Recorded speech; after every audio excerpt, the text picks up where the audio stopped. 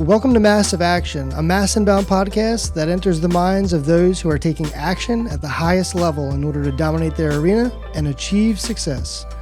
Today we have Jim Shields, who is an outdoor survivalist leadership teacher and a brother-in-law. So so it's a really unique position today, but I love having Jim on. We've had other discussions in the past a couple of times on his podcast, and we've had many discussions about his voyages, but I thought it was a great time to bring Jim on to the Massive Action podcast because he does nothing else but take massive action towards survivalists and sharing the work to the world about how to become a better survivalist, from kids to adults to anyone in between. So thanks for coming on.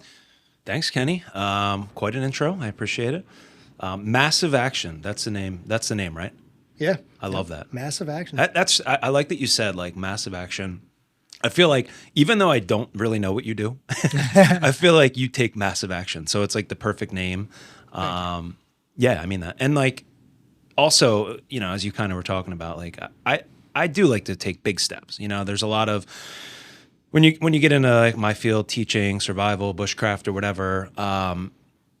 I like to also take big steps and do big things, like really put yourself out there and see how far you can go. And I've hit limits, sometimes quicker than I expected. But you know, working in the field that I work in is it's kind of unique because I work in a public school and I do survival and bushcraft and leadership, those three things. But it's not, anytime I talk to somebody about, oh, you're a survival teacher, they think I live in the middle of Alaska or some like fancy private school, some outdoor thing. And I'm like, no, it's Hatboro Horsham Public High School. And it's like, yes, I did create my own like outdoor classroom and stuff, which is awesome. But it's something that I worked really hard and pitched for years before they were like, yeah, let's try that. Yeah. So. No, it's super unique, actually. I've never really heard many other schools, public or private, having the opportunity to do that. But the one thing that you said earlier, which was you like pushing your limits, that is really, really unique. And I think that especially with kids at a younger age, when they don't really understand where their limits are and it's personal, like a personal development limit. When you set a goal and you help set goals in class that kind of align with building team-oriented structure or personal development structure, they don't know how difficult it is to hit that goal. But then they'll find their limit, and you help them expand that and create new limits. Yeah. And I think that, going back to what you said earlier in regards to massive action, I think that aligns with massive action a lot. People who are taking massive action are going to do things that go beyond the ordinary limit. And I think that it's important to push yourself beyond that because you aren't living to your maximum potential. And no one really knows what that potential is. So it's important to figure that out and continue taking different steps to investigating what that limit is and what needs to be done to get you to higher levels. I like that you said that, like, and working with students, right? So like one thing you just said is, you know, nobody really knows what their limit is. I know that you and I have talked about this before, like the David Goggins remove the governor thing. Like everyone's like, oh, I went as hard as I could. And then you listen to David Goggins and you're like, no, I didn't. You're like, oh, wait. Yeah. And he's telling us that he's not even going as hard as he can. And I'm like, you're not? Because your foot's broken and you just ran 60 miles on a broken leg. You know what I mean? So it's like when I deal with students now, not just in survival, I teach a leadership class too. A lot of times, and you made me think of this when you just said this, but like a lot of times they're like, you know, man, I can't wait till I'm done college. I want to do this. I want to do that. And I'm like, well, tell me more about like what you want to do. They're like, well, I want to start, you know, I want to help kids in, you know, I remember talking a few years ago about this with this one kid. He was from India, and he's like, you know, he's like, sex trafficking is like a big thing. And he's like, I really want to help people that have whatever families. I'm like, it's like, that's cool. That's a good goal. And what's stopping you from starting today? Yeah. Why wouldn't you start today? So it's like, and I get it. I mean, there are reasons and limitations with a 16, 17-year-old kid in high school, but is there? I mean, I don't know. It's like, it's almost like kids have this built-in mindset of where we don't start till we're done college. Yeah. We don't start till we get this certification, where it's all that's not how it works. I It's agree. like start now because you want it. Start now, test your limits, go after those things. And trying to get kids to believe in that is tricky, but you can. I think it's tricky because they're in an environment that's cultivated to make everybody believe that they have to wait to the next thing or to pass a certain barrier in order to be able to do this next thing. And it's not even just kids in high school, middle school. It's as simple as I'm going to get started on my diet on Monday. Yeah. It's Thursday. Why Monday? Yeah. Like, why not start now? Like, it doesn't make sense. Which is actually funny because you said that earlier. Yeah. That you had someone tell you that they were going on a 48-hour fast, and you were like, me too.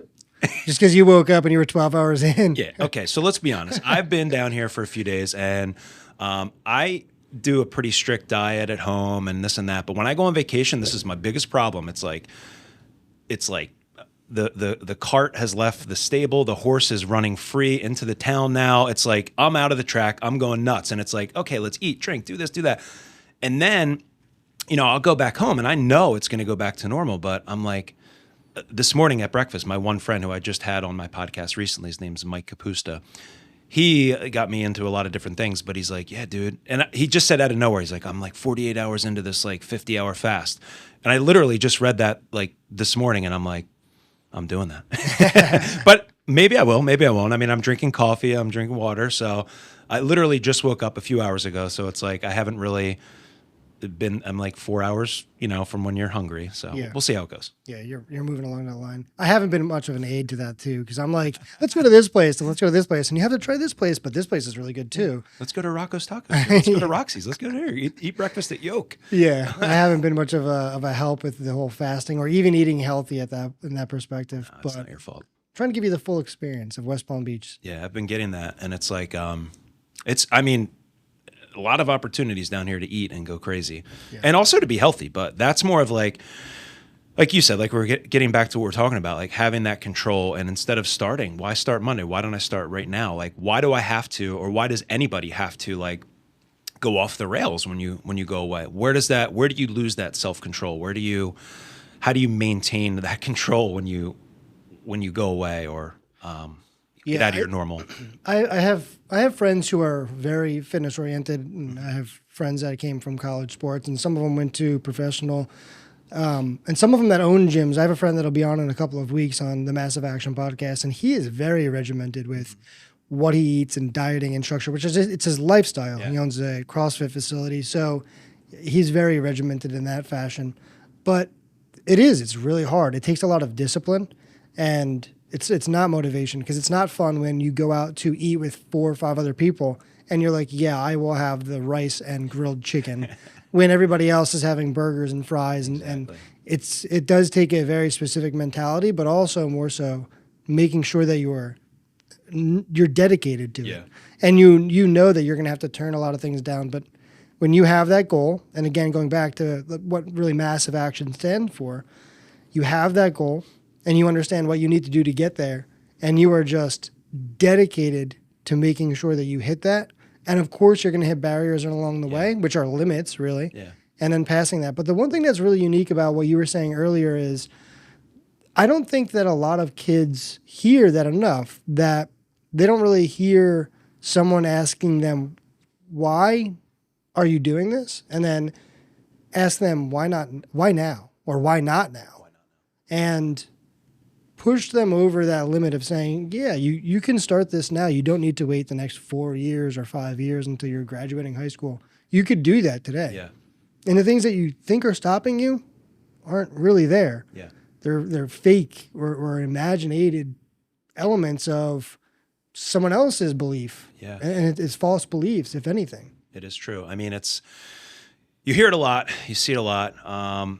Another thing like going along with that, at school, sometimes I feel even funny saying this, but in the 2 main classes that I teach, I don't put any emphasis on grading.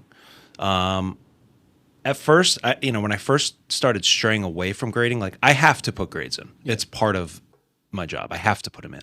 But I found that it was like fake motivation. And I wanted to I wanted to see what's really in there, because I don't want you to do this because you need this A, or you need this to happen. I want you to do it because you are interested in it, or I want you to do it. I want you to, when we're talking about like a survival skill, like I could go out there and, all right, well, you're able to use this ferro rod, and okay, good job. You were able to collect the right amount of sticks. You're going to get, I don't like, it's more of creating an experience. Yeah. So I'm big into experiential education. Like if you think back in your life, you don't remember the grade, like you might remember some grades, but you don't remember getting graded on something or whatever. You remember like an experience that a teacher maybe gave for you, or something you did that they set up. And that's what I try to set up across the board every day, a unique and fun experience. And really the question that I had in the beginning was, can kids still learn without a grade? And I asked them that a lot. Like, good question. Do you need a grade for you to learn this? Like, who am I proving this to? You, your parents, the administrators, myself? I think if you do it right, there is a way to do it. Now, I also see that in other types of classes, English, biology, you have to probably have exams and tests and all that stuff. I see where it comes in. But for what I do, very hands-on, things like that, I'm just more like, let's have a fun experience that you remember, and I'm going to know if you're doing it or not correctly, and so are you, because you're going to be able to cook your rice and beans over the fire if you start it. And if you don't do it right, you're not going to have a fire. Yeah, of course. It's interesting. I think we talked about this before too, but those aspects where school and the common grading system is helping you understand how to retain information and then place that information, spit it back out onto a test in some type of written form, and then be graded on that. It's really just a sense of how good is your short-term memory and how good are you at absorbing content and putting it back on paper. Yeah. But the top performers in those classes, when I studied science in university, those were not the same top performers in lab. It was almost completely reverse. Yeah. The people that were leveraging their skills in lab, in those real life activities, that's where they were really good at lab. But then when it came back to the tests, they weren't terrible, but they weren't getting 100 on an organic chemistry exam. Yeah. They were expanding on their skills in lab, and they were just naturally great. So it's really interesting, those skillful life lessons, which I think we should be taught much earlier and are much more important. Yeah. That I never actually had, because we didn't have anybody that brought us on a leadership type of program or survivalist type of program in any year of grade school. But I wish that happened, because that would have been a great experience. It's tricky to see. Like, I feel like we are definitely behind in education overall. Like you could look at other countries, and I don't know. I mean, I can't rattle off stats and stuff like that, but I know other countries that are doing much better than us on testing and just overall seem to be smarter. Their education systems are different. A lot of people will say like the United States has a broken education system, and you can see that, but it's like, how do you fix it and still have like a public education? Like a lot of other countries are like, oh, you don't want to work in 7th grade? Okay, you're going to go work in this, become a carpenter or become a plumber or whatever. Not that that's a bad thing. Maybe that makes a lot more sense. But in public education, it's tricky because we're trying to squeeze a lot of these round pegs inside of these like triangle holes, and it's like, it doesn't always fit, I think that the structure of knowledge is really important, right? You have to have a base foundation of understanding about a topic, right? So let's say you're an architect, which neither of us have experience in, I don't think. No, other than I built a treehouse. Yeah. It's not square. Yeah. So It's stable enough to stand in. So still standing. Better than nothing. Let's say you have a base understanding of that, right? Architecture. I think that's really good, but understanding the base structure of it is only going to get you so far. Because when you apply that structure of knowledge in a real world scenario, in a real life scenario, then there's things that are going to happen, right?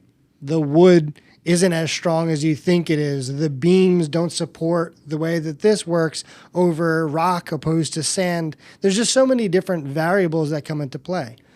And it has to be experienced. And I think that the knowledge and experience is far more grand than just a base structure of textbook style knowledge. Right. And the experience is not going to come from a classroom setting. It's going to come from real world, practical experimenting and action. Yeah.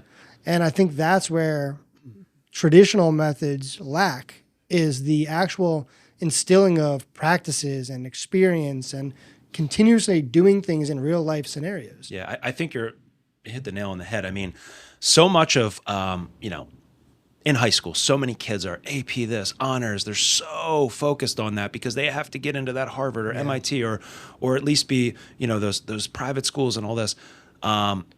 And a lot of those top kids will shy away sometime from my leadership program, not necessarily the outdoor program, but the leadership program, because they don't have time to fit it in their schedule. But the funny thing is, the kids that do fit it in their schedule, we're doing a lot of experiential stuff. So I'll set up some of the things we do, like, okay, you're going to run an activity today for the whole class. And they're like, wait, what? What do you mean? What do you mean, wait, what? Figure it out. You're going to be in charge of all 25 of us. And from beginning to end, introduction. And they're basically teaching. They're leading a group. And they're not good at it at first, but it's also expected. And then building them up over the course of the year to where not only are they crushing that environment, they're going off to, we're going to elementary schools and the middle schools, and they're running large scale assemblies. And it's as I've talked to parents that are very successful, and have had students that have been through our Link Crew program, the leadership program. And they're like, this is why we support your program so much, is because you're giving our children that extra step that, I remember talking to this one guy. He's like, I go to all these job fairs at Penn State. All the kids from the honors program, they're all the same. They're all exactly the same. They have perfect grades, this, that, but they don't have this. They're not able to come in, and they don't understand how to get people to smile and shake their hand and run a meeting and because those kids have been, their noses have been in the book for so long. They're really good at the architectural. Go back to that. They really know all that stuff. But when it comes to when I came in here today, you're running a call and whatever, you got other things going on. You're handling your business. You have skills in that area. And I feel like the skills that you have, that you exhibit all the time, are the skills that I feel are lacking in school. And I try to promote that. Well, thank you. Yeah. I didn't learn it in school. But I know you got it. So you got it somewhere. I just doing. And one thing that you said that's I don't even know how, this is probably one of the most important aspects to building a team. And I honestly don't even think it matters what type of team this is, whether it's a team, whether it's an Olympic team in some type of sporting event, or it's a team of world-renowned business professionals. I think the one characteristic, the one trait that is excessively important comes from a couple of words that you just said, which is someone who has the ability to figure it out. Because if someone could pivot, adjust, make a fast but knowledgeable adjustment in the way that something is done, right? And it usually comes at times where someone is not prepared. Things that you can't prepare for. Like a kid who comes into class, he thinks you're going to teach the class, and now he all of a sudden, or she all of a sudden, has to pick up the class structure. They're in a hot seat. Yeah, they're in culture shock. Yeah. And at that point in time, whatever happens between the point that you tell them, hey, you're running class today, and the end of the class period is almost like a fast track of experience and knowledge. Yes. And I think that's the only reason that I have been able to do what I do, is because I've put myself in those positions, and I've learned that being in those positions are solely have been able to place me in a way that I learn what maybe someone can learn in 3 years, but I learned it in 3 hours. Because you're forcing yourself, and then you don't forget it. It's almost like a scar. You don't forget that. It's just happening so fast. You really become ingrained in the process, and you build this element to yourself. Maybe it's a factor of personal development and passion and self-confidence, where you're like, I know how to do that now. Yeah, and you don't forget that. I did it, and I don't forget that. Yeah. And that, so powerful. It is so powerful. And it's making me think of It can be a little tricky. Like I loosely follow this theory. It's the Bruce Tuckman theory of group development. And in general, and I'm not an expert on it, but in general, it's like when you are dealing with a group, whatever the group is, if you come in too hot right away, like if I were to say, like, I just met this kid and I'm like, get out there, you're teaching now, that's too hot. Yeah. That's high risk, super high risk. But the way that I like to follow this model is like, if you've worked your way up a little bit to where you develop some trust and you start with low risk activities to, a couple days, maybe a couple weeks in, this kid is then put on the spot and they're going to feel that, I don't know if I'm ready, like whatever. And then they do it. Like you said before, I did it. They have that in the bank. They may not realize that this now, but once they do it again, they're going to refer back to be like, I did this once. I can take another step. Yeah. And then as a leader, one of the things I try to do, no matter what happens, whether it sucks, it's awesome, or somewhere in the middle, support them and be like, you know what? That was pretty good, man. That was your first try? Like, dude, you did that. Like, and then support them. And that's everything. You can go back to any coach you had, parent, teacher, whatever, anyone is listening. Like, that is what matters. And if you can be that, dude, that was awesome. That, like, you may not think that's important. That's it. That's everything. I think this is why sports is so powerful to kids, because these experiences are just a part of a sports environment, right? Like soccer or basketball or anything, football. You run a play. How often does that play go? I guess the answer to this is every time that play goes perfectly as it's supposed to, it ends up in a goal, a score, whatever, right? So, but how often does that happen, right? You can run that same play 30 times. It might work 10% of the time. But the 90% it doesn't is the case scenario where you're like, oh crap, I have to pivot. I have to do something about it. I have to figure it out. Yeah. And that figure it out moment just becomes so powerful for you. And then you just continue to build that figure it out. People that have the ability to enter a situation, something happens, they figure it out and still accomplish the goal are unique and very powerful people. Yeah. And it's like, isn't that the only thing that life is? Yeah. I mean, Yeah. You've been through a lot. I've been through a lot. Like, even if it's like a small scenario, like I just redid my kid's bathroom. Have no idea what I'm doing. YouTube video after YouTube video. It looks way better than before, but it's not right. Like my construction friends would be like, dude, why did you do it that? Like they would notice some things, but it looks good. But all it was, you open one wall, it's like, oh, there's a new problem. Like, damn, I didn't expect to do this. Then you address that problem. And then there's like, oh, shoot, I just took this up. Now there's that. It's nonstop. And it's like at some point you just have to come up with a solution that works. Yeah. It may not always be perfect, but it gets you moving forward. That brings up something I was talking about today. This was specifically in a marketing case scenario, but I remember this diagram one time, and there was 4 points on it. It was like a square, right? And on the top left, it was A, top right, B, bottom right, C, bottom left, D. Mm-hmm. And your goal is to get from A to D. And you can get from A to D by going from A to B to C to D, mm-hmm. from A to D, from A to B to D, A, B, C. Like there's so many different ways, right? But the theory is that there's not one way to get from A to D. There's a variety of ways to get there. We have access to information easier and faster than ever before. Mm-hmm. So when you pull up that tile and you're like, oh, I got to figure out this problem.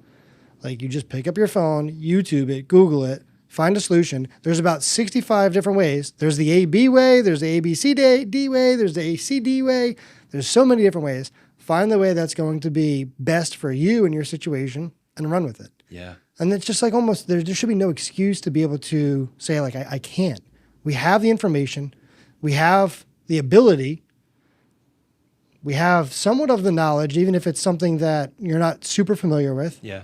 All you need to do is figure it out. I know. And it's like, you see so many people, like even, I have kids, and it's like they spend so much time on like their phones watching like TikToks and, which is probably good for your business, but like you want people on. But it's like, dude, what if you just took 10% of your time that you're on there and figured out a skill, like something. And like my oldest son does, he learned how to do video editing and stuff by watching YouTube videos, and that's cool. Yeah, it's great. But it's like kids are mainly just doom scrolling or whatever, and it's all out there. I mean, it really is, and that's kind of it's kind of fascinating. For some reason, when you were telling that ABCD thing, this maybe loosely correlates, but I'm going back to this is probably in the year. If I had to guess, it would be like 1993. You were how old? Zero. You weren't born yet. But I had this in 1993. I worked at this it was like a telemarketing center with like my best friend Mike at the time, and I worked for the Nicorette Committed Quitters program. So I'm like 15, and people are like, I'm helping people quit smoking. It's absurd. And like I'm on the other line reading a script. It's so funny. Anyway, we had this training with this one lady the one time. Her name was Ida, and she must have been in her 80s. And she was like, she'd been around for a while, but we just started like becoming computerized or whatever. I'll never forget. Like we knew because we were in like 10th grade or 11th grade, like how to use a computer, like kind of. But I'll never forget this. She took the mouse. And she was like, there was like 5 of us around, and me and my buddy Mike, we played football together. We're like watching her, and she's about to show us something. And we see the cursor on the screen. She goes like this.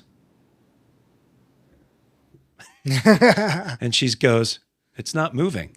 And I'm like, in that moment, I'm like, holy crap. Like, that's crazy. Like, but I just learned how to use a mouse like 6 months ago or whatever. So I don't know. And she'll figure that little thing out and build upon it and all that. And I honestly, I don't think she's around anymore. She'd be like 120. But like, I don't know. It's not directly in direct correlation to what you said, but it made me think of that, and it was kind of a funny story. So anyway. That was funny.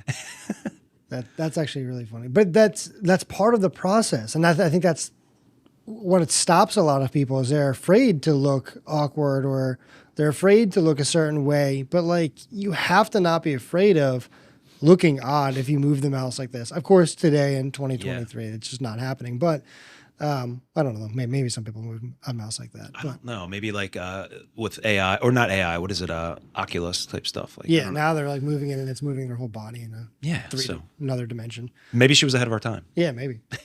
Possible. No, it's it is crazy. Something what did you just say? It made me. It's part of the process. Yeah, it's part of the process. There was a thought that came into my head, but I can't think of it. Yeah, it's gone. But I think that has to happen, and I think that your fear of that happening has to.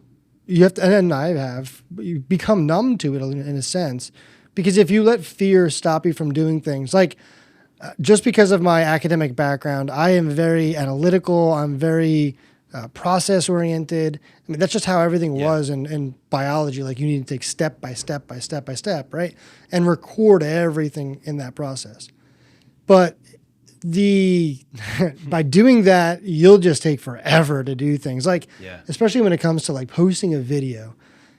There's times I'm like, this looks good, click. And I purposely on my own click that faster than I allow myself to think about that process. Cause I know that if I watch it again, I'm going to go back, want to edit something or tell Ty, hey, this is like going on. And I'm just like, post it. I'd rather post it and allow it to do its thing and run its course than for me to be over analytical. That's interesting. Because what's that, like paralysis or like analysis by paralysis? That's something like the that. definition of it. Yeah.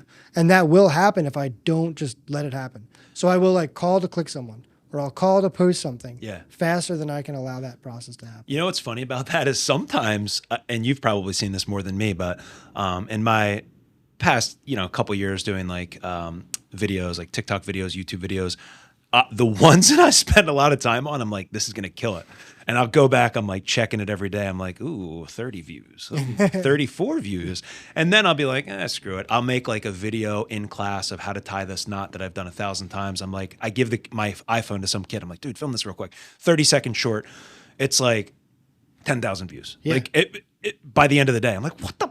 I didn't do anything to this. I didn't even edit it. It didn't even go into a program. It's just from so sometimes it's better to just upload it. And that's half the problem. Every time you do that, you spend more time. It's just like, you should have just posted it. Yeah. Because you just don't know. And you don't know what's on the other side of it. So just do it. Because taking action is going to lead to more success than just overanalyzing and not doing anything. Yeah. I think you get a lot of that. Like I get a lot of that in school. This is what I was thinking about. Like so many kids there's a fear because we're older now, and like I don't care as much as what people are saying or thinking, although you always do a little bit. But like when you're a 16, 17-year-old boy, girl, like that's at like the peak of that. You think everyone's watching you. And through like child psychology and stuff, even younger kids, like I know my kids when they're 10, 11, they're like, oh, everyone's looking at me. Like nobody's looking at you. Nobody cares. And that's pretty much what life is like. Nobody's ever really watching what you do like too much. So it's like, just be yourself and just go for it. Put yourself out there. Yeah, you're going to look stupid. Like, how could you ever not look stupid trying something for the first time? Yeah. And it's like, I tell kids that all the time, like, and I've heard this from like, I don't know, Joe Rogan or some other podcast, like be the dumbest person in the room and like, be okay with that. Because the next time you come back, you might be the dumbest person in the room again, but not the third time, not the fourth time. And then all of a sudden people start asking you questions. Yeah. And I've been through that so many times in my life with so many different skills. It's unbelievable, but that's how you gain momentum, and that's how you gain confidence. Yeah. And then that's just how life works, it seems. Just made me think of that quote that says, like, you miss 100% of the shots that you don't take. Yeah, Michael Scott and then Wayne Gretzky. Or Wayne Gretzky, Michael Scott. No, I remember that. That's funny, yeah, Michael Scott. Do you remember that? Because Michael Scott said that in the episode of The Office. I don't know if you've seen it. Oh, I've watched every single one of them on Netflix. You can just watch all of them. I did years ago, but I don't remember that from Michael Scott, but that's hilarious. Well, it's a great quote, and he brings it into a meeting, and he's like, you miss 100% of the shots that you don't take. And he puts a little line. It says Michael Scott. And then under that, it says Wayne Gretzky or vice versa. I forget, but it's still hilarious. That is it's like, hilarious. Just a comedic genius. I watch those like episodes these days. And I'm like, I don't know how they got away with half the stuff that they say, because they say the funniest stuff. And it's just like all of those guys and girls that are in that, just The Office, the whole scene is just awesome. But now it'd be like canceled. Yeah. Yeah. I mean, Michael Scott crosses the boundary many times, but it's just so funny. He's hilarious. He is hilarious, but it is odd. Like they talk about sometimes like you can't even do comedies anymore, really. Like comedies don't really come out, and it's like whether it's shows or movies, I don't know. We're in this weird time of like everything getting canceled, and it's kind of annoying. Maybe there's some good parts of it, but I feel like maybe we're heading towards a rebound where people are like getting sick of it a little bit. Yeah, I agree. I've been seeing that more lately as well. One thing I want to kind of change courses here real quick and talk about some of the things that you do outside of school that show adversity and show you reaching your limit and building past that limit to find your ultimate potential. So can you talk on some of the things that you do in regards to survivalists? I've known you to have done a lot of different things, been to a lot of different places around the world, climbed different mountains, scuba diving, tons of different stuff. Yeah. Can you talk about some of those things? Sure. The outdoors is something that has always been like ingrained in my head in some way, in my soul. Even though as a kid, like I played in the woods, but I didn't have parents that were like, hey, we're going to Everest Base Camp this weekend, or we're going to go, summer in the Canadian Rockies. Like I didn't do any of that. I went to Wildwood and the beach at Jersey Shore once in a while, like once a year. But I can remember, going back as a kid when I could ride my bike around. I was like, when I get the chance, like when I get my license, I'm gonna drive to Florida. Like that was my big thing. Like, cause I'd never been anywhere. I'd never been on a plane. I'm like, I can't wait to go. And when I, like, as a kid on my bike, I pushed the limits. Like I would ride my bike to farther than you're supposed to, farther than my mom ever knew. And she was pretty like, she was cool with it, I get. Yeah, it's pretty relaxed, but like it was definitely farther than I should. So I always had a spirit of adventure. When I was in college, I remember, I went to college and, I barely got into college, like had super low SAT, super low GPA. I didn't even know what college was. I was going into the Army until my mom was like, you're not going in the Army. And she was like cursing out the drill instructor. Went off to college and kind of turned things around. But once I got done college, I'm like, I got to get out of here. And I found this job in Colorado working as a wilderness guide for like younger kids. And I'm like, this is awesome. So that was my first, at 21, that was my first real like taste of adventure. I remember flying out there and just like having no clue and just whatever. So the first 2 weeks we got out there and I'm 21 and they put us through wilderness first aid training for like 2 days, and then we would go out into the mountains for a couple days and just learn different things, setting up this, tents, tarps, backpacking, basic stuff. The camp had been there forever. It's called Colvig Silver Camps. It still runs today in Durango, Colorado. Awesome. So, I spent the summer there, man, just getting exposed to the 14ers, the desert, 14,000-foot mountains. Yeah. And it was just a life-changing thing. And sort of like what we've been talking about today, like I got that experience. Like I got that confidence. I left after that, 5 months that I was out there thinking, I can go anywhere in the world. I know how to pack a backpack. I know how to set up a tent. I know how to cook now. I know how to purify water.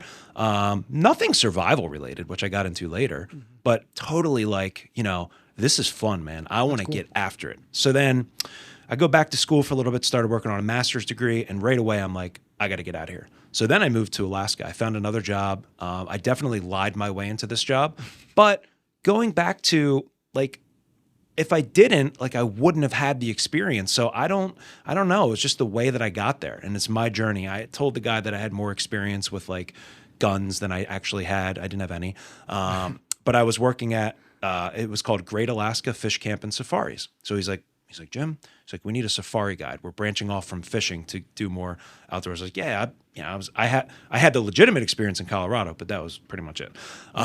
So I got up there. I got a whole year of experience working as a guide and stuff.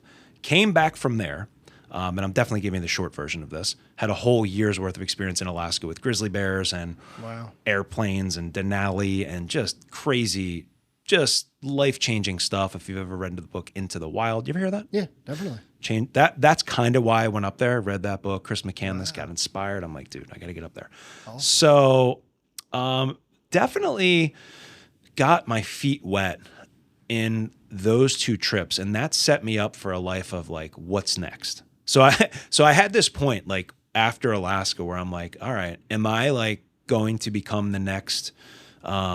Am I all in here? Because they kind of offered me a job that like you could work for Alaska in the summers and Costa Rica in the off season and kind of like live that life, and that's exciting to a 22-year-old. That's pretty cool. Never thought about that. It's pretty cool when you're 22. Now, when I'm 44 and I have a messed up hip and I'm kind of limping around, and I think about that, I'm like, I think I did the right thing. Yeah. I agree. So one of the things, and I'm not going to talk forever, but basically one thing led to another. I got a teaching job, and I kind of turned that into, I'm like, going back to even what we were saying before, like I've always said, make it happen. If you're not happy in the situation that you're in, well, then either get out of it or make it what you want it. Yeah. And maybe I wasn't as confident back then as I am now, but now that's all I do. Like I don't care if someone says no. I don't care if someone says, "Oh, we can't do that. We'll never." That's silly. Like we're gonna do it. Agreed. And I'll show you how, because just watch. Anyway, and I'm sure I failed a lot too. But then you just go to the next thing, right? Yeah. So I was like, all right, well, teaching's fine. And I was doing like technology, no offense, Ty, back there, but like I was hating it after a while.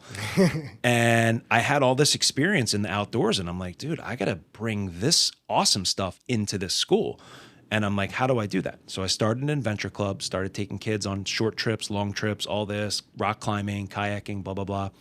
And after a while, I did that for a couple years, and I'm like, I got to turn this into like a class. Like I don't want to just do this after school and on weekends. Like I want to do this every day, all day. And I started looking around. I was like, what schools do this?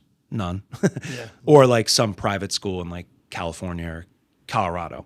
But I was like, dude, I'm going to write a course and I'm going to make them tell me no until they tell me yes. And I found the right person. They told me no.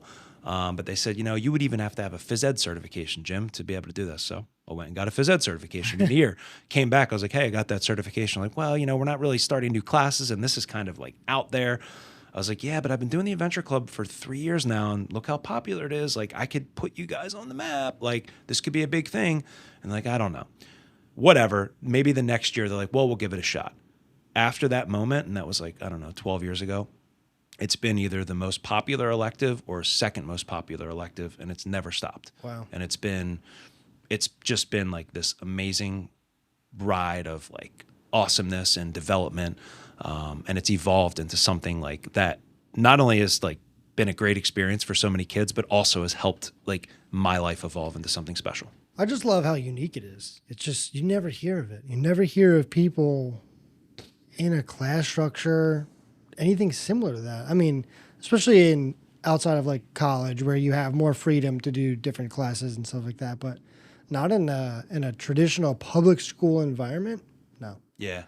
Even private. I still don't know anybody in a class like that. Yeah, it's like if you find it, you'll find it in like college. Like Bloomsburg University has the Quest program, and that's kind of what I modeled it after because that's where I went to college. And I was like, why don't we do this when they're younger? They're into it, they want to do it. I'm sure universities have something like that. I think we had at Stetson University. I remember people growing crops in a farm or something like that. So there were programs out there, but that's when you can experience more, and it's more likely that there's a variety of kind of different, or opposed to traditional class structures. There's different types of things to do. Yeah, but not in a traditional public school. So it's really cool that you were able to get that opportunity to do that and run with it for the last 10 years, 12 years. Yeah, and I mean, I know I've told you, I know you are aware of this, but kind of like following along those lines, I got the opportunity to be on a reality show doing survival, which is just crazy because there was a point where I didn't know how to start a fire or even what anything was related to survival. And it's like, it really happened pretty quickly. Like my experience, like, cause when I started the outdoor program, it wasn't survival or bushcraft. You say it so nonchalantly, but it's one of probably the most severe, like survivalist reality TV shows there is. It's probably the peak of what I would consider today a reality survivalist show. Yeah. Which is the show alone. And obviously being out there and being able to even get on that show is probably dramatically difficult. Yeah. I mean, so I'll tell you how it went down. I came home from school one year and it was summer, and my wife, Jen, who's always been like, I didn't mention this, but she's always been this force that I sometimes forget to mention, but she's pushed me to do a lot of this, like in a positive way. Like, why don't you write that course? You love this stuff, do that. And I did. And even like we adopted kids, she was behind that and like, come on, like, let's do it, like whatever. So I came home one day and it was like the beginning of summer. You know, teachers were just chilling out in the summer, although people freak out if this. And like, no, we don't. We're planning. I'm like, all right, well, I chill out. So, because whatever, I just worked hard all year. It is whatever. It's the job. So I came home. I do a lot of stuff in the summer. It's not like I lay on the couch, but it's the nature of it. It's the nature of the job. Yeah. I want to explore. That's why I took the job, so I can go to Alaska in the summer and do whatever I want. Yeah. You can lesson. A lot of teachers do. They work really hard all summer to get ready for the fall. And I'm like, nope. So anyway, we're sitting there one time and I didn't really like survival shows. And Jen's like, oh, you got to watch this show. I was like, I don't like those. So I sat down and watched it, and it was Alone. It just came out. It was season 1. And next thing you know, I was like, oh, this show's cool. We got into it together. We're watching like 3rd, 4th episode.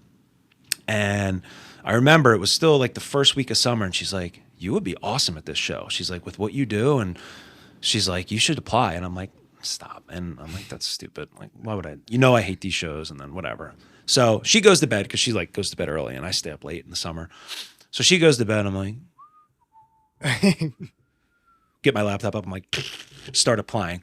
I'm like looking for how you get on the show. And like, it just hit me. I was like, I have to apply. But I used to do wacky stuff. Like I would apply. I've probably told you this before. Like I used to apply for jobs in like New Zealand and Australia just to see if they would call me back. But like I wouldn't even want to go there. That's hilarious. But just like, do you get calls back from places? I would get some opportunities, like at least like the beginning of it. Like I was always testing myself. Like, what's my value? You know what I mean? You were like, yeah, on Thursday at 9:00, I wasn't to that position, but no, not so much right now. But it's just like, yeah, some opportunity. I'd find a college that had like an outdoor director position, which you need like this special certification. But I'd apply anyway, just to see if they would get back to me. Yeah. And sometimes they would, like as an inquiry or whatever. So this was the same thing. I'm like, dude, let me apply to this thing. Like, I don't play the lottery, but my mom does. I was like, and she's never won, and I won't win either. There was no part of me, and I swear to God, that ever thought that I would actually get on a show, no matter what. It was no different than going to Wawa and buying a lottery ticket for $10 billion. Yeah. Of course. I didn't do anything on TV. Like, I don't know anything about this. And truthfully, I wasn't even that good at survival. I was more of a mountaineering, rock climbing kind of guy with a lot of backpacking experience. Okay. I did teach survival and bushcraft. So I knew a good amount. So I apply, and this was in like June, end of June, and forgot about it. And went back to school in the fall. And it's not like I was sitting there, oh, I hope they get back. Totally forgot about it, because just like anything, like when you apply for a job in New Zealand in June, you're not thinking about it in October. Yeah.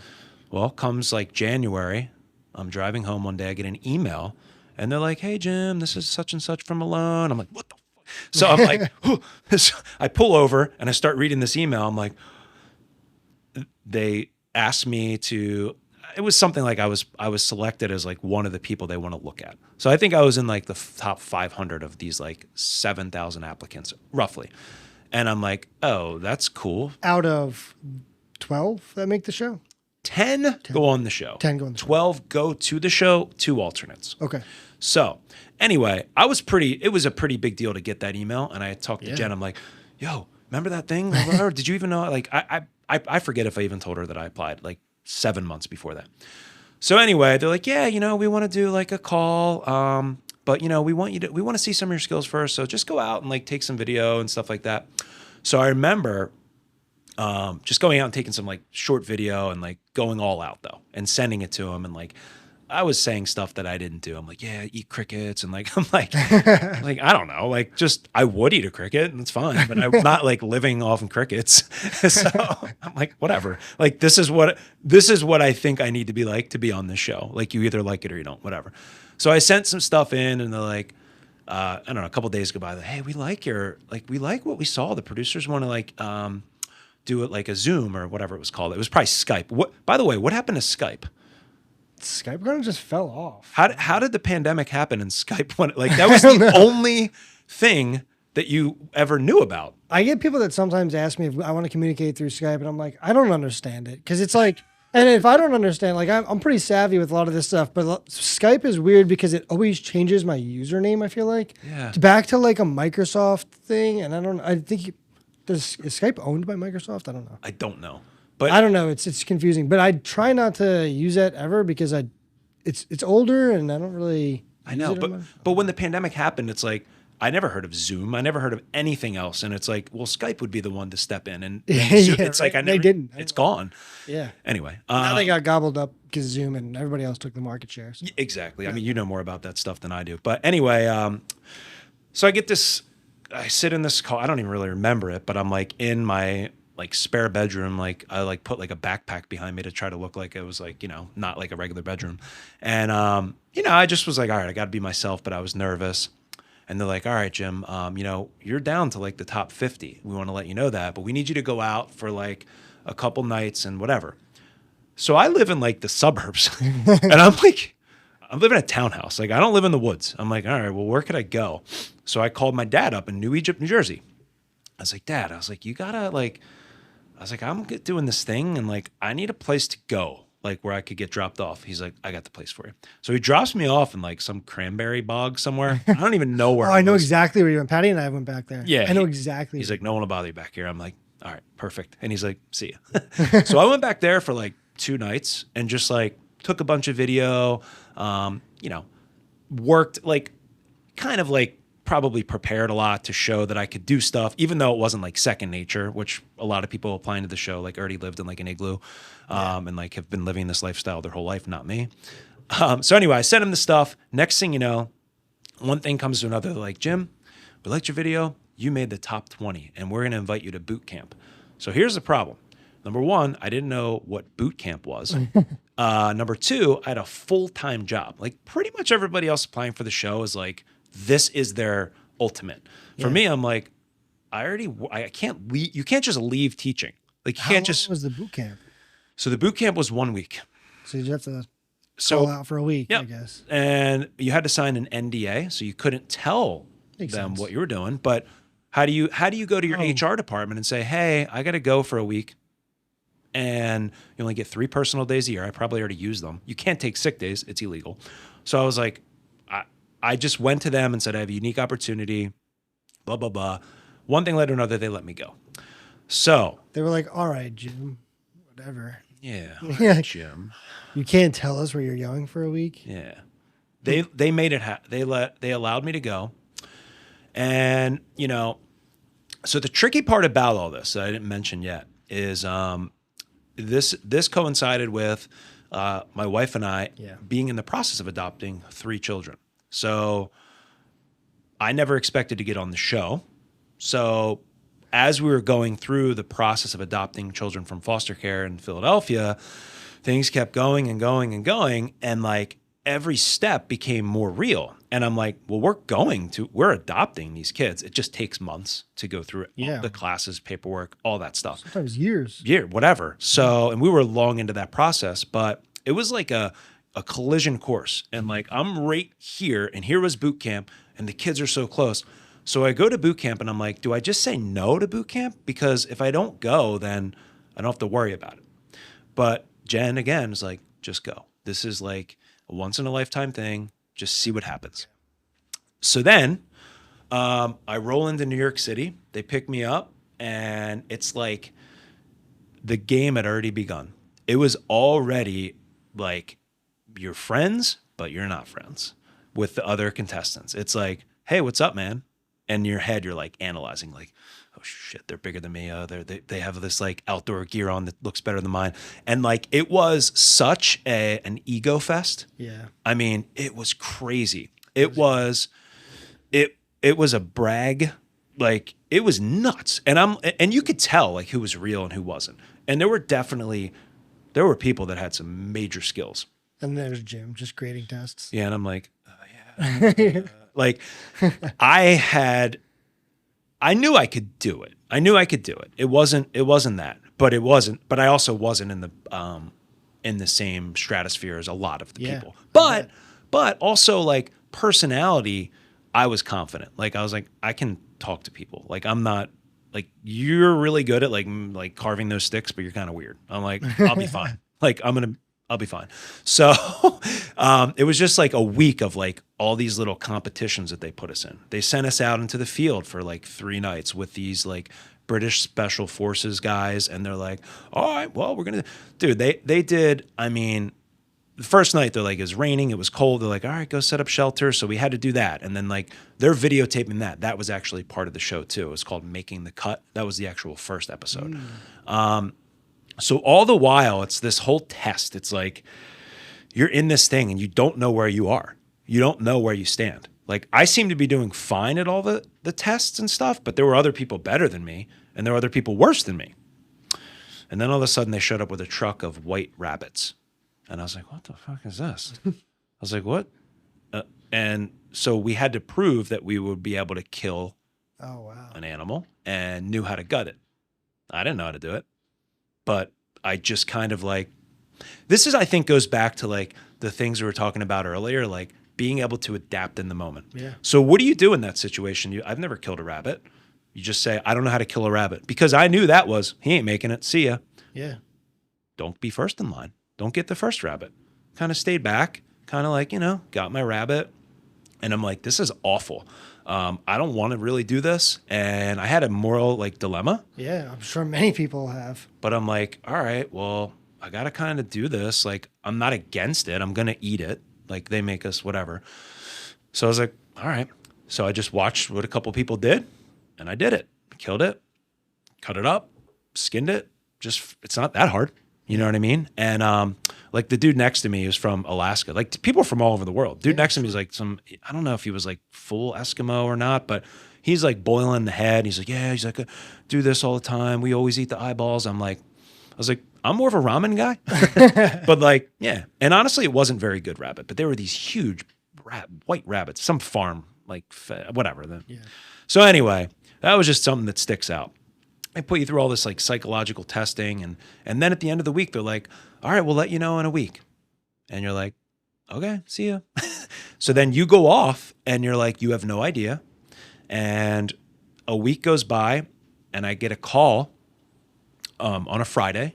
I was in school. I was walking out to my outdoor classroom, checking my phone every 5 seconds. I'm like, this is the call. I look at my phone. I never have my phone on. Always have it off. But anyway, I got a missed call. I was like, what the? I was like, how's there a missed call? So I get, there's a voicemail. Hey, Jim, this is Heather from Left Field Casting. Just give us a call back if you get a chance. I'm like, a chance? I was like, so I'm walking out I get on the line with her. My kids, I could see them up in this long walk out to my outdoor classroom. And she's like, just want to offer you, one of the 10 spots on the show. I was like, not an alternate? She's like, no, we really like, she's like, you got to think about it. I'm like, okay. I was like, I'll call you back. So I was like, I hung up the phone and I was like, yeah. I was like, it was like a moment that I'll never forget. It was like something big just freaking happened that I worked for, that I don't know if I deserve, that is just going to happen. And, nobody knows that part of the story. Yeah, of course. The only thing people know is that when I ended up on the show, which is a whole nother thing, it was in Patagonia, South America. And I was like, where's that? But I actually knew where it was. It was somewhere I always wanted to go. I had just never been there. And then we get down there, find out the other people that are on the show. And long story short, I get out there. I'm feeling awesome. They drop me off in a helicopter. Also, real quick, yeah. the time of year, it was pretty cold, right? It was their winter, going into their winter. So the whole idea was harsh conditions, lots of snow, their winter, whatever. So, dude, I went from like making the show. I had, I think, 6 weeks to prepare until we left. Not a lot of time. Dropped off in the middle of nowhere. If you want to talk about, I know how you have told me before, how you like bought some course that was supposed to take like a year and you did it in like 3 days or something. Yeah. That was me in bushcraft and survival. I was like, I don't want to die. Yeah, you got to figure it out. Like, I got to figure this out. Like, I need to know everything. So I went nuts. I bought everything. I bought all the gear. Like, if I needed an axe, I would buy 3 axes. If I needed pants, I would buy 3 pants. Yeah. If I needed this mess kit cooking, I would buy 3 of them. I was like, I don't know what I need. So I was going nuts there, like figuring that out, watching every single video, reading every single book. So people will say, because I ended up not doing well on the show, but for anyone who calls me a loser, anyone who whatever they say, it's okay. But I 6x'd my knowledge of bushcraft and survival because of that opportunity. Yeah, which is awesome. It's crazy. Going back to that stuff, that the real life practical knowledge when you're doing something in a real setting is going to speed up, especially if you put yourself in that position where it's like, figure it out type of scenario.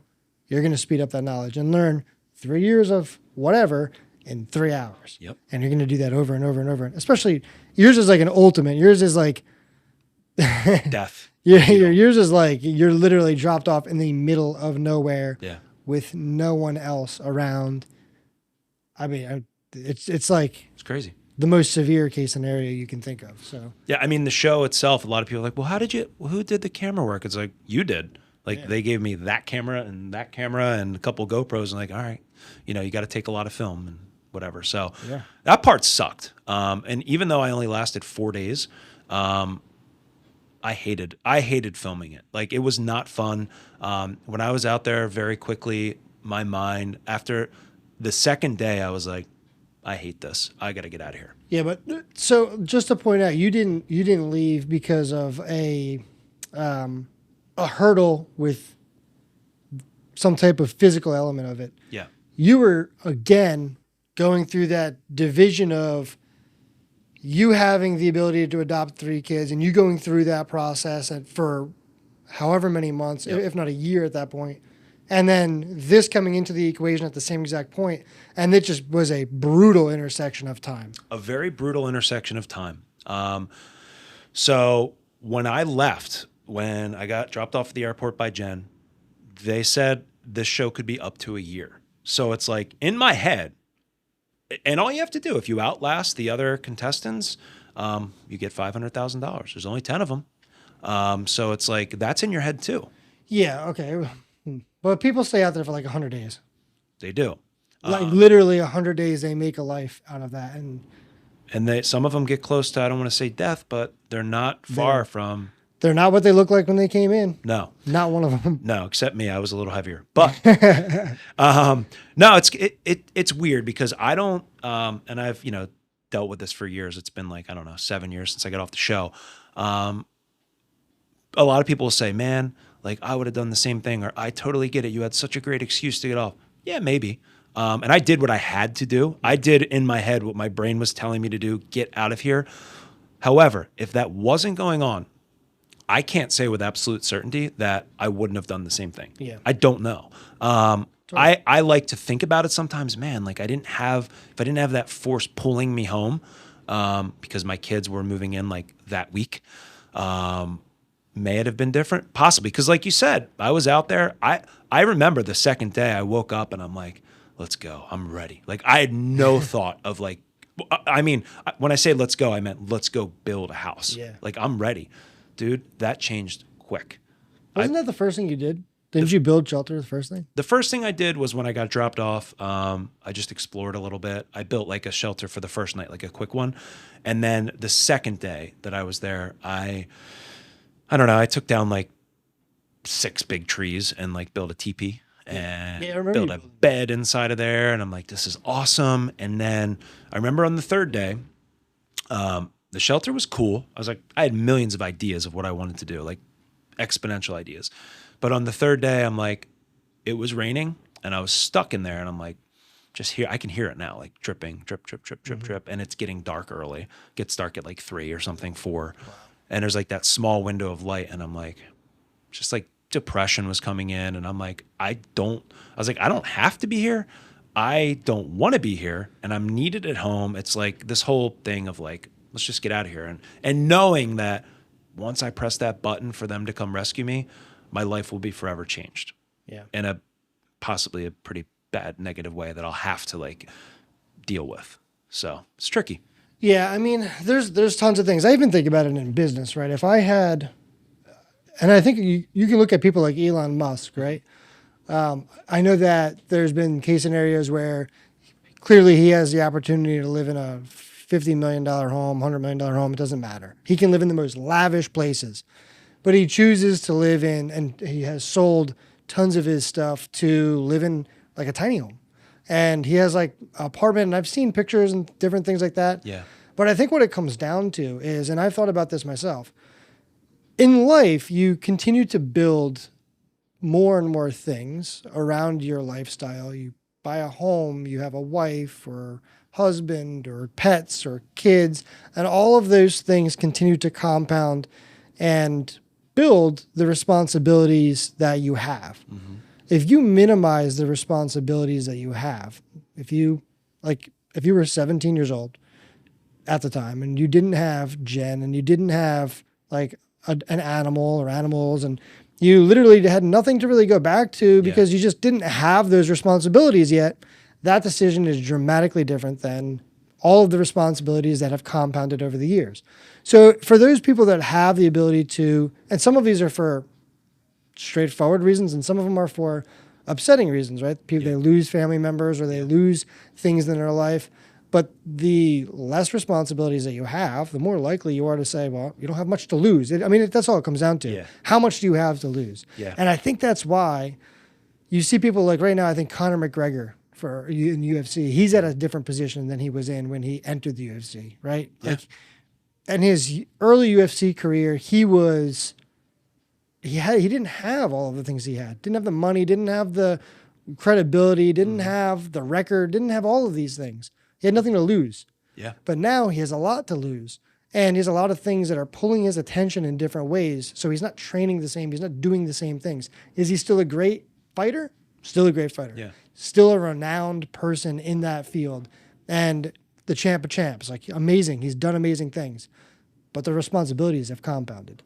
Yeah, I've been seeing him lately. Like, I saw him the other day, like driving a motorcycle, and some dude's like, "It's Conor McGregor." Did you see that one? I don't know. I saw him the other day, like chugging some type of beer, on ringside chugging beer. Yeah, yeah. Isn't it?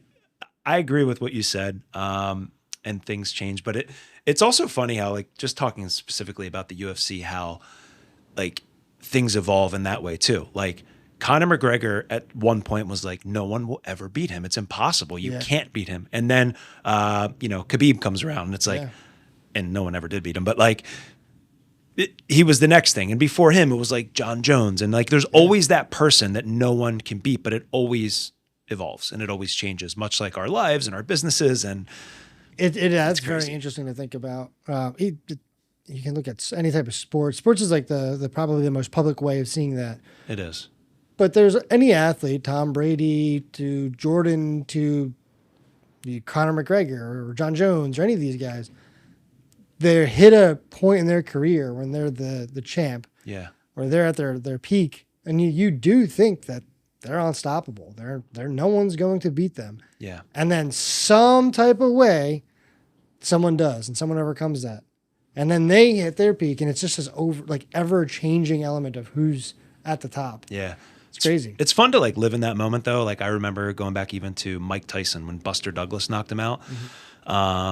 Like no one's going to ever beat Mike Tyson. It's not even possible. Like if you looked at the odds of that fight of Buster Douglas beating Tyson, I think it was like 500 to 1 or something like crazy like that. Sure. It can't happen. But it did. It does. Yeah. All it takes is just one thing, right? When it comes to fighting, it's like it is literally one thing. Yeah. It's one wrong step from one person, one right step for the other person, and that perfect point in time, and that's it. It's a kick to the face, and done. Fight's over. You know, it's like going back to, I don't know, maybe even business or whatever. It feels like there's so many points that you can like give up. I know, with the podcast that I do, there were definitely times where I'm like, no one's listening to this. Like, it's a struggle to get people on and like this and that. And then, you have moments of, I'm loving this and whatever.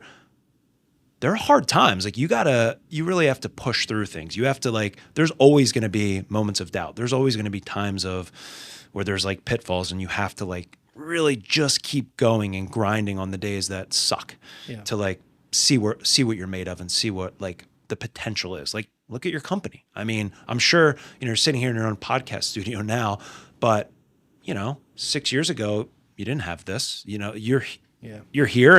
And for someone like you, you're still not even like done. I know you're hungry and you're working, always working, moving towards something else. But I don't know, man, there's something to be said for like the people that are successful, like the drive that they have and not giving up. And I think that's the reason for this podcast. And so it's a good last point to make before we wrap up today. All of those people working towards something, they don't stop because of whatever reason. Everyone has an independent reason that allows them to keep pushing forward. Mostly personal things that continue to drive them towards their goal. But I think that the biggest thing that they need to do is to show up.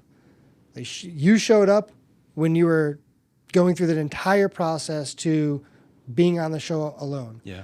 You showed up when you drop a weekly podcast. You show up when the kids need you at school and you're going to create a pivotal moment in their life that's going to create an experience that could drive them for the next 70 years of their life. And same thing with business. I show up to meetings. I show up to doing activities that allow our clients to have success, all of these things. Showing up and continuously taking action is going to drive you towards wherever you want to be. And it might be somewhere completely different than where you expected, but it's going to be somewhere a lot more grand. Beautifully said, man. I don't think I could wrap it up any better way than that. But showing up is important, man. And I always said that too, like just even for my kids, like I might not be in the best mood all the time. I might not be the best version of myself, but I'm going to be there when you need me. Yeah. So exactly. I love it. Awesome. Well, thanks for joining us today. Dude, it's been a pleasure. My first real podcast. It's awesome. Although you've already done 80 of them. Yeah, in my basement. Still, we're pleasure having you. And we love talking all these things about business, life, and the adventure. Thanks for watching. Awesome. Thanks, Kenny.